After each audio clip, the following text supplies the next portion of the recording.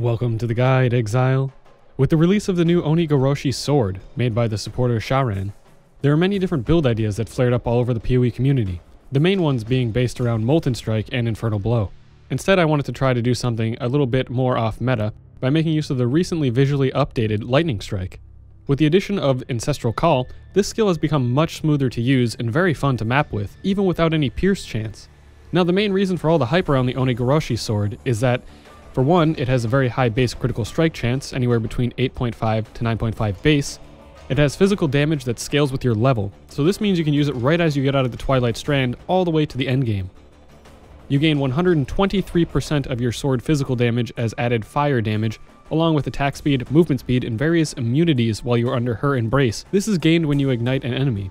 However, this does also apply a fire degeneration that deals roughly 11% of your life per second in fire damage by level 90. This can easily be countered with Life Leech and/or Life Regeneration. It comes 6-linked, and you can get it effectively for free, as it drops from Hillock in the Twilight Strand once you are over character level 7, meaning you have to farm the Twilight Strand for a few hours on the same character without leaving it. I have left a link in the video description and written guide on how to farm this sword effectively. Now with the sword explained, let us get right into the build and how it performs.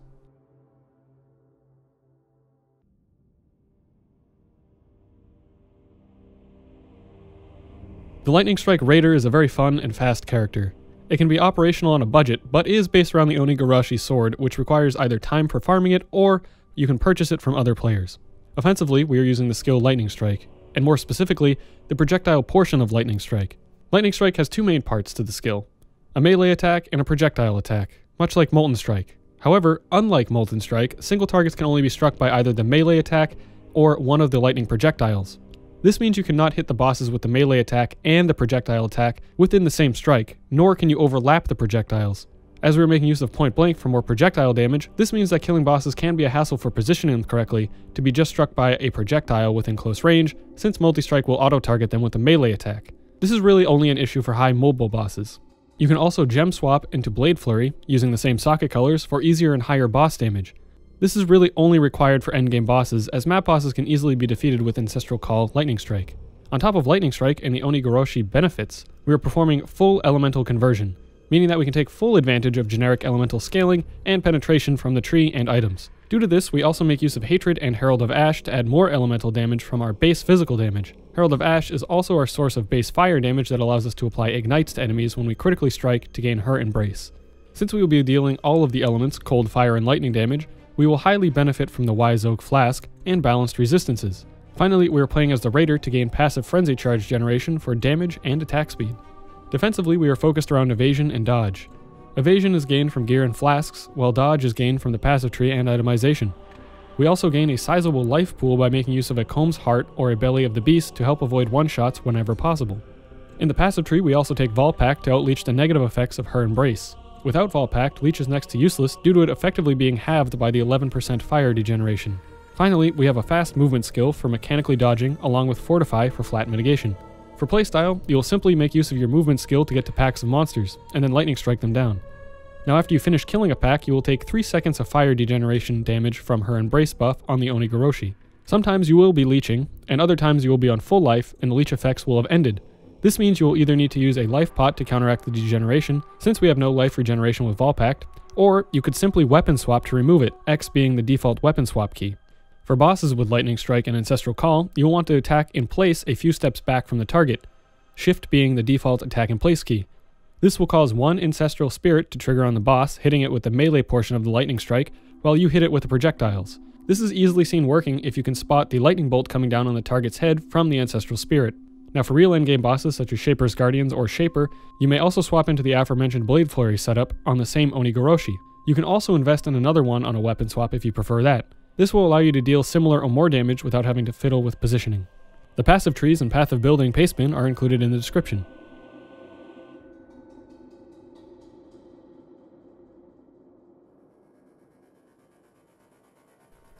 Pros of the build include: it's an incredibly easy and quick to level character, as we can use the sword from level 1.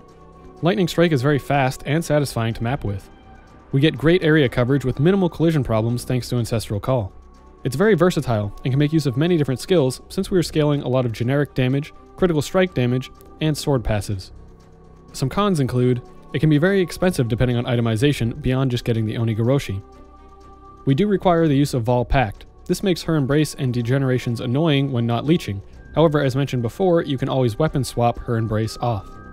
Lightning Strike doesn't end up being the best single target option, as can be seen from other builds that use Molten Strike. But hey, Lightning Strike is good fun.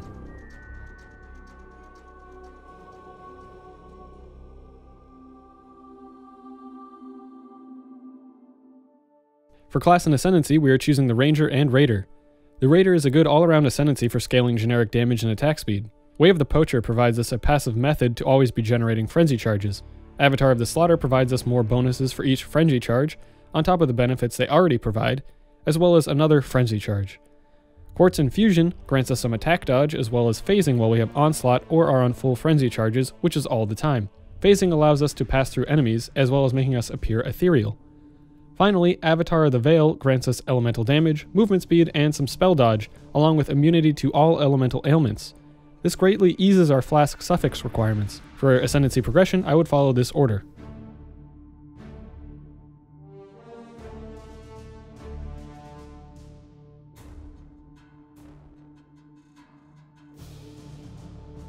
We grab the following keystones in the tree. Acrobatics. For 1 point, this keystone provides us with 30% chance to dodge attacks. Since we do not stack armor or block, this is very valuable. Point Blank. To get the most damage out of our Lightning Strike projectiles, we take Point Blank to get up to 50% more damage from these projectiles at close range. This assists greatly in our single target damage. Vol Pact. As stated before, this node is required to effectively counter her Embrace and incoming damage at the same time. It doubles our life leech rate from 23% of maximum life per second to 46% of maximum life per second with the inclusion of the Vitality Void node. Here's the complete endgame passive tree. We ensure to grab every frenzy charge on the tree, along with generic elemental damage, critical strike chance, critical strike multiplier, sword damage, and as much life as we can get.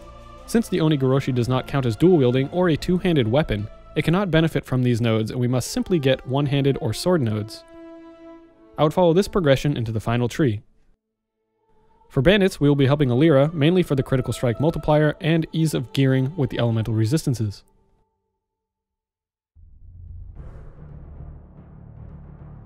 Some useful pantheons for the build include Soul of the Brine King. This can be used to avoid chain stuns, mainly in the scenarios of bossing. Soul of Arakali.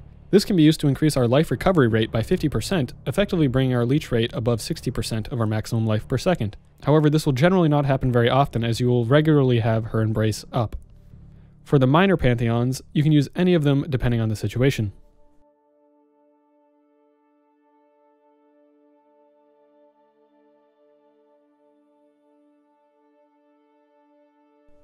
Here are the following gem links for the build. Support gem links are shown in order of importance. Our 6 links will go into our Oni-Goroshi, 4 links will go in the helmet or boots, and 3 link will go in the gloves.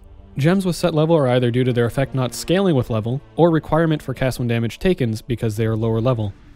This is the main setup for mapping, and it can be placed in your 6 link Oni-Goroshi. For more serious bosses where Lightning Strike isn't cutting it, you can always swap this to a Blade Flurry link set. As always, Blade Flurry is a very strong skill and deals very respectable single target damage. Due to itemization and the use of a Comb's Heart, we will not actually have a second 6 link in our chest slot. However, if you do choose to not use a Combs, feel free to place this Blade Flurry setup in your chest, or you could link up your Ancestral Totem inside your chest.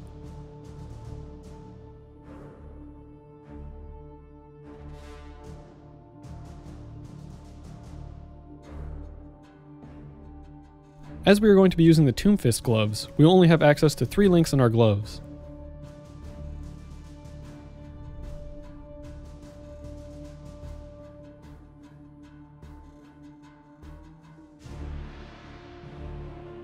For our helmet, we will be using a Starkonja's head. This is a very cheap unique that provides high amount of evasion, base life, attack speed, and critical strike chance. It is also a commonly labyrinth enchanted helmet, making it easier to find your respective enchantment on. Here are some other unique options if you choose not to use this base.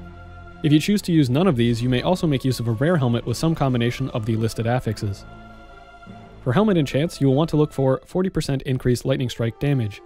The Pierce enchant is not required due to Ancestral Call. The projectile enchant will not work like Molten Strike, as projectiles cannot shotgun or hit the same target from the same strike, and they do not increase the angle of the spread.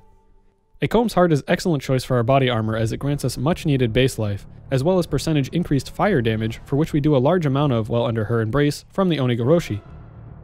Here are some other unique options. If you choose to use none of these, you may also make use of a rare body armor with some combination of the listed affixes. The Tomb Fists are one of the best choices for this build, and most attack builds in the Abyss League. These grant attack speed, life, and Abyss Jewel Socket, as well as Intimidation, which is an effective 10% more multiplier to our damage. The single socket variant of these is very cheap. Ensure to place a Murderous Eye Jewel within these. Here are some other unique options. If you choose to use none of these, you may also make use of rare gloves with some combination of the listed affixes. For boots, I choose to use Adziri's Steps. These are good all-around defensive boots, providing high innate evasion, decent life roll, movement speed, and some more spell dodge. I was also able to grab a pair of these with +1 frenzy charge for a reasonable price to add some offense to them. Here's some other unique options. Dark Ray Vectors will be your best in slot offensive boots, but will be very expensive to get a +1 frenzy charge corruption on. If you choose to use none of these, you may also make use of rare boots with some combination of the listed affixes. As mentioned previously, you'll want to look for +1 to maximum frenzy charges as a corruption on your boots, first and foremost over any enchantment. If you can't get the +1 to frenzies, you can also look for the following enchantments. For the belt, you'll want to get a rare belt mainly focusing on life and elemental resistances due to all of the uniques that we make use of. If you are in the Abyss League, you can get a Stygian Vise belt for the extra Abyssal Jewel Socket. A rare amulet will be our first option due to the necessity for life, resistances, and stat requirements. We can also grab some offensive affixes on it as well. Here are some optional uniques if you can fit them in. Both of our rings will also be rare, much like the amulet, focusing on life, resistances, and stat requirements. Offensive affixes can also be grabbed if there is space. And for our weapon, we will of course be using the Oni-Goroshi, a nice and easy pick. For our flasks, we will be using the following. The Wise Oak. This is a very strong flask for single element penetration, and is made even stronger if you do manage to balance out 2 or even 3 elemental resistances. A Diamond Flask. A diamond is used to bring up our critical strike chance. Adziri's Promise. An excellent offensive choice, and especially strong for elemental conversion builds as we benefit from both flask affixes. Stibnite. This is a great defensive flask, greatly increasing your evasion chance by applying Blind to nearby monsters. A Life Flask. This could be Divine or Eternal. You'll want to make sure you roll it with increased recovery rate to help counter the degen. I recommend using an Eternal Flask for this, however, I just had a Divine on hand. As for jewels, I will provide the affix priority for both regular and Abyss jewels. For regular jewels, we want to look for the following affixes. For Abyss jewels, you'll want to look for the following affixes.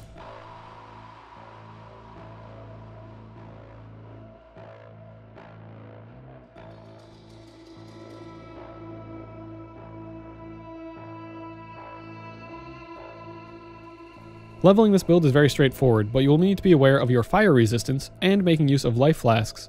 Ensure that you get your fire resistance capped or as close to capped as possible during the entire leveling process, as her embrace from the Oni-Goroshi will kill you quickly otherwise. Making use of the highest level life flask with recovery rate can help you out a lot as well. Here are some uniques that you can make use of while leveling. Of course, as with any other build, Elrion minus mana jewelry is very useful to make use of, as well as a Thief's Torment once you can. This will be a great ring to provide excellent life and mana sustain for your attacks, and life pool, as well as allowing you to reserve most all mana while leveling. Without either of these, you will need a mana flask. For gem progression, I recommend the following.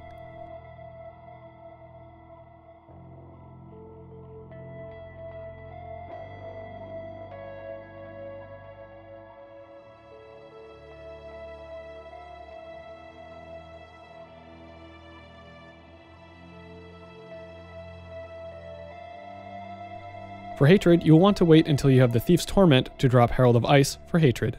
From here, you'll want to fill out your supporting gem setups, as well as replace support gems in your main links with the ones in the guide. Once you begin to fill out some critical strike chance within your passive tree, you can drop added fire damage for increased critical strike chance whilst you level, and swap it for increased critical damage once you get most all of your critical strike chance investment.